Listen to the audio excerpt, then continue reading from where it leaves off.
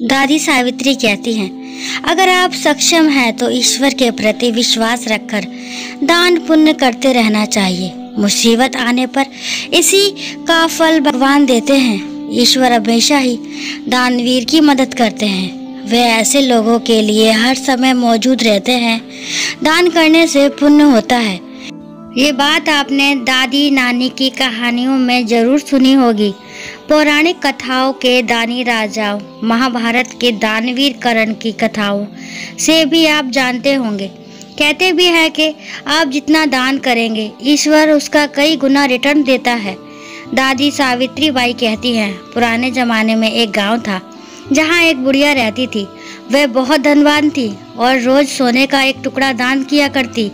बुढ़िया की बहू को लगा कि अगर उसकी सास रोज ऐसे दान करती रहेगी तो एक दिन हम तो कंगाल हो जाएंगे। बहू ने बुढ़िया के बेटे से कहा कि तुम अपनी माँ को जंगल में छोड़ आओ।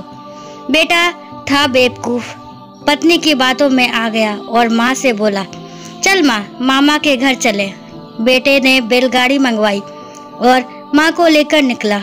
कुछ देर के सफर के बाद जंगल आया तो दोनों बैलगाड़ी से उतर पड़े और पैदल ही मंजिल की ओर चल पड़े। जंगल में माँ को छोड़ गया बेटा। जंगल में चलते चलते माँ बोली, बेटा मामा के घर का रास्ता तो दूसरा है, इधर कहाँ ले आया?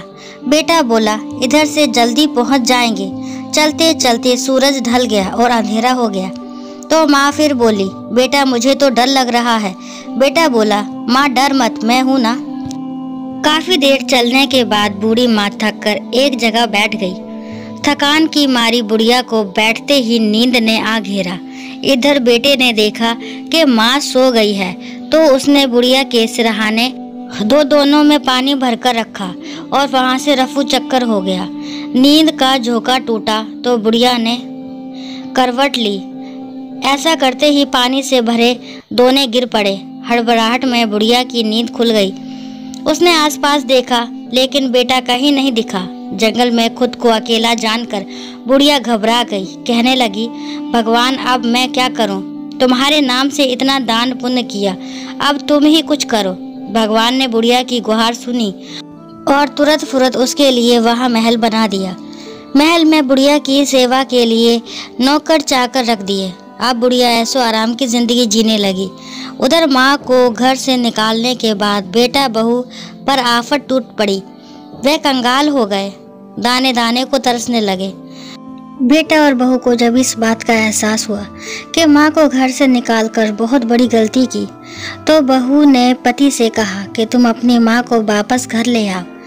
बेटा जंगल में उसी स्थान पर जब पहुंचा तो वहां उसने देखा कि माँ महल के बाहर झूले पर झूला झूल रही है। बुढ़िया की बदली जिंदगी देख बेटे की आंखें फटी की फटी रह गई। पास जाकर बोला, माँ मैं तुम्हें लेने आया हूँ। तुम्हारे जाने के बाद हम कंगाल हो गए। माँ ने कहा, बेटा तू तो मुझे जंगल में अकेला छोड़ गया था, अब क्या लेने आया है? मैं तो अब उस घर में वापस नहीं जाऊंगी। तुझे मेरे साथ रहना है तो तू यही मेरे पास आ जा।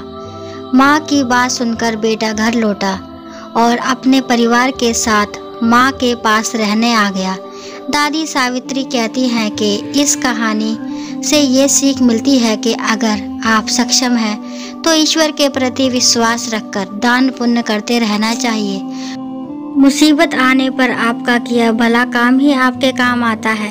भगवान आपकी मदद करते हैं। आप जितना दूसरों की भलाई करते हैं, दान पुण्य करते हैं, भगवान उसके बदले आपको कहीं ज़्यादा वापस दे देता है। दोस्तों आशा करती हूँ ये कहानी आपको पसंद आई होगी। कहानी पसंद आती है तो प्लीज़ चैनल को लाइक शेयर सब्सक्राइब करना ना भूलें और इस कहानी के बारे में क्या विचार है कमेंट बॉक्स में ज़रूर बताएं और कहानी को लास्ट तक सुनने के लिए थैंक यू।